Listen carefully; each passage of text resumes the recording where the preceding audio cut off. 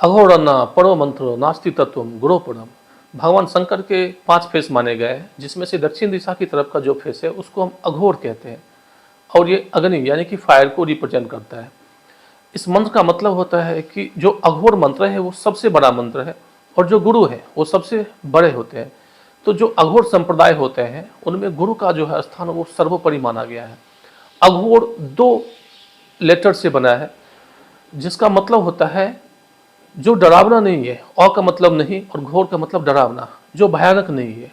इसका मतलब यह भी है कि जो अघोरी होते हैं वो किसी से डरते नहीं, और वो भगवान शंकर के भैरव रूप की पूजा करते हैं।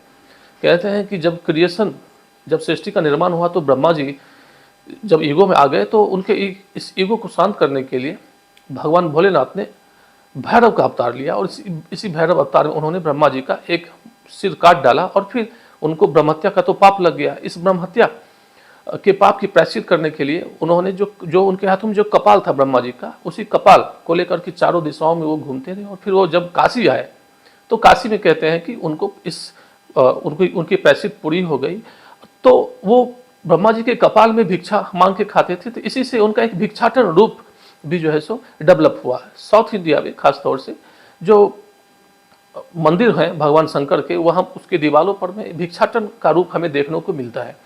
कहते हैं कि प्राचीन भारत में जो कपालिक थे, कपालिक जो हाथों में कपाल लेके घूमते थे, वो इसी भगवान शिव की पूजा करते थे, और कपाल में भोजन करते थे, भिक्षा मांग करके शमशान में वास करते थे, शरीर पे भभूत लगाते थे।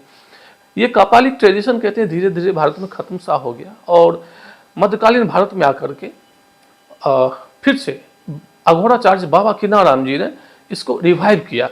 कहते हैं कि उनका जन्म उत्तर प्रदेश के चंदौली जिले में हुआ था 1601 में, और 170 साल तक का उन्होंने जीवन पाया। बनारस में उनका एक आश्रम है, कृमकुंड या बाबा अघोराचार्य बाबा किनाराम आश्रम।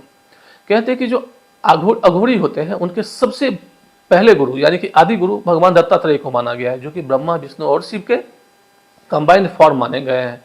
कहते हैं कि भगवान दत्तात्रेय ने किनाराम जी को दर्शन दिया था गुजरात में गिरनार पहाड़ी पे, और फिर उसके बाद वो चले गए माता हिंगलाज के पास। माता हिंगलाज एक शक्तिपीठ है जो 51 शक्ति स्थल में से एक है। यहाँ पे कहते हैं भगवती का मस्तक का जो है सो टुकड़ा गिरा था, जो कि आजकल पाकिस्तान के बलूचिस्तान प्रोविंस में है। यहाँ पर में भगवती को नानी के रूप में भी जाना जाता है लोकली, और इस मंदिर को हम नानी मंदिर भी कहते हैं।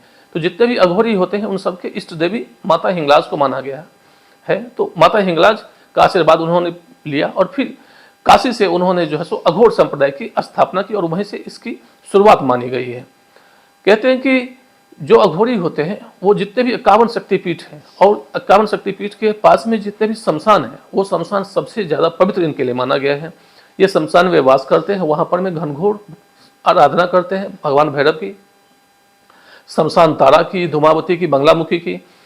इसके अलावा भगवान भोलेनाथ, भैरवी, 64 योगिनी, वीरभद्र, माँ काली, इन सब की ये आराधना करते हैं। कहते हैं सब साधना, शिव साधना और शमशान साधना, ये 3 साधना करते हैं, और 12 साल तक की कठोर साधना के बाद ही जो है ये अघोरी की एक उच्चतम अवस्था को प्राप्त करते हैं। कहते हैं इसमें जो सब साधना है वो सबसे कठिन माना गया है। बहुत कम लोग ही इतिहास में ऐसे हैं कि जिन्होंने की सब साधना सफलतापूर्वक संपन्न किया, क्योंकि अगर थोड़ी सी भी त्रुटि हो जाए इसमें तो कहते हैं या तो अघोरी की मृत्यु हो सकती है, या तो वो फिर जीवन भर के लिए पागल हो सकता है। कहते हैं कि कृष्णानंद आगम वागीश, जिनको ये श्रेय जाता है कि उन्होंने पूरे पश्चिम बंगाल में माँ दक्षिणेश्वर काली माँ की घर घर में की जो पूजा है घर घर में लोकप्रिय बनाया। तो आगम वागीश जी को कहते हैं कि माँ शमशान तारा ने दर्शन दिया था। इसके अलावा राम प्रसाद सेन, राम प्रसादी संगीत के रूप में इनका काफ़ी गाना भगवती की स्तुति में गाया जाता है, सुना जाता है, तो इनको भी माँ तारा ने दर्शन दिया था। इसके अलावा बाबा वामखेप, इनका जो है एक आश्रम है माँ तारापीठ, पश्चिम बंगाल बीरभूम डिस्ट्रिक्ट में, इनको भी कहते हैं माँ तारा ने दर्शन दिया था। कहते हैं कि ये जो अघोरी होते हैं वो पूरे यूनिवर्स को एक समझते हैं कि 2 कुछ भी नहीं है। जिसको हम घृणा का पात्र मानते हैं, जिसको हम छुआछूत की नज़रों से देखते हैं, जिन चीज़ों को हम छूना नहीं चाहते हैं, उन सबको वो भगवान और शक्ति से और शिव से मिलने का एक उपक्रम, एक रास्ता समझते हैं। इसी वजह से कहते हैं कि वो शमशान में वास करते हैं, और जो इवन लाश है, जो डेड बॉडी है, जो जला हुआ पोर्शन है, उसको भी कहते हैं कि वो उसका भी भक्षण करते हैं। तो इनका ये मानना होता है कि इससे जो है एजिंग यानी कि एक तो बुढ़ापा रुकती है, और बुढ़ापा देर से आती है और दूसरा जो है इनकी आध्यात्मिक और शारीरिक उन्नति होती है इससे। कहते कि आधुनिक समय में 1937 के आसपास बिहार के आरा में भगवान राम जी का जन्म हुआ था। ये भी बहुत बड़े अघोराचार्य हुए थे।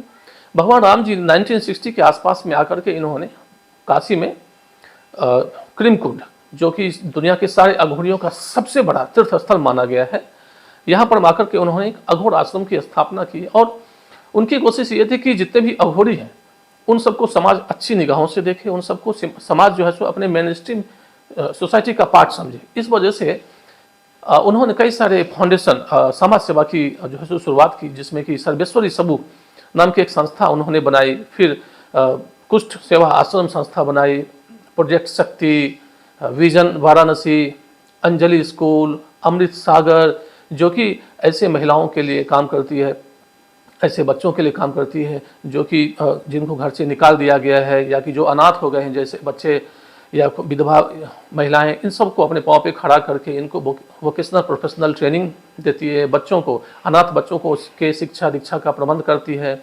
और जो कुष्ठ रोगी जो होते हैं उनको उनकी देखभाल, उनका ट्रीटमेंट, ये सब सारी जो है सो सुविधाएं ये अघोर आश्रम प्रोवाइड करती है, अघोर फाउंडेशन। यूनाइटेड स्टेट्स में भी जो है सो कैलिफोर्निया में इनका एक आश्रम है, सोनोमा आश्रम के नाम से।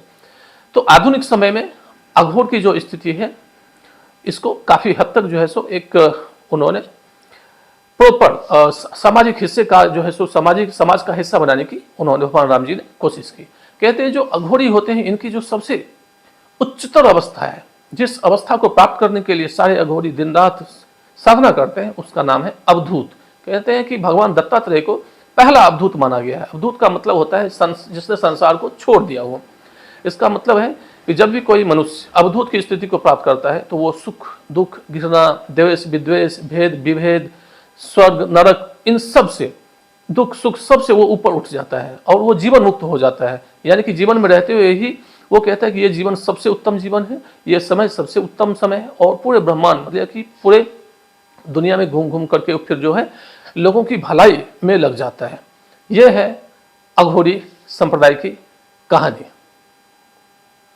नमस्कार।